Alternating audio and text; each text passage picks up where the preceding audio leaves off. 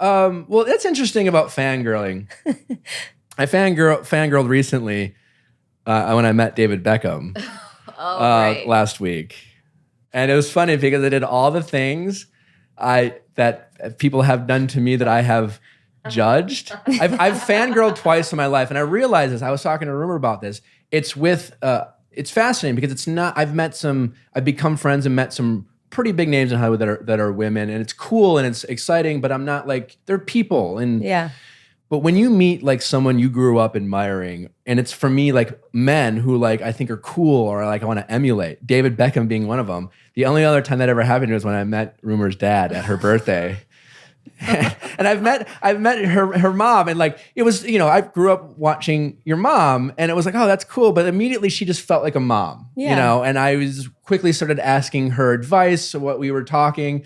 When I met your dad, I was like, and he was very polite. And I was just like, hi. And then it was at your mom's house, and she has a big house with different walkways. And there was a time I went back to get a beer in the kitchen, and your dad was standing on the doorway, just leaning, plenty of space. Yeah. And I looked, and I was just like, I'll just take the long way around because I don't want to, I didn't want to fuck up, and it was just like, this is Bruce Willis. He's just, I was just such a huge fan of your dad's growing up. It was like meeting kind of like your childhood hero. It was a weird feeling. I never thought about it.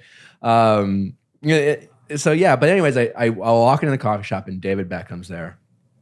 And I walk in, I notice him right away, and I'm just like, oh, that's David Beckham. I'm like, and I'm like, God, this would be cool. And he was ordering a coffee, and he kept looking the other way and back. I was like, what is he looking at? Well, he was getting a parking ticket.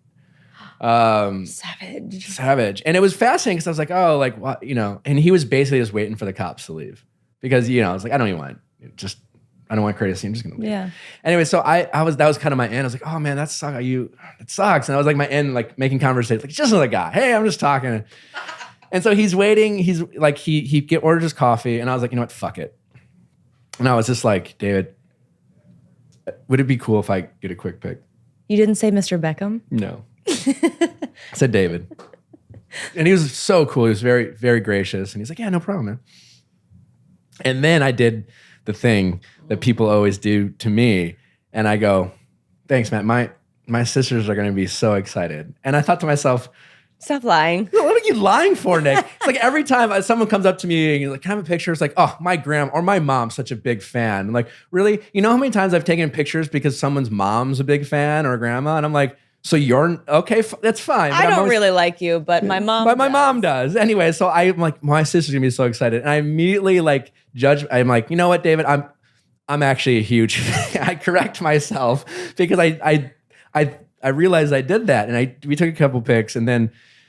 Or just one pic. And then I was just, trying to make conversation because some people do that to me, kind of like, so what, let's be friends now. Like, so I was like, so what brings you around here? And he kind of paused like for the coffee, like, I don't think he wanted to tell me why, which is totally fine. I'm like, well, have a great day. Thank you so much. And it took every bone in my body not to be like, so do you like want to hang out like now or later? Like I had to like actively tell myself just to walk away.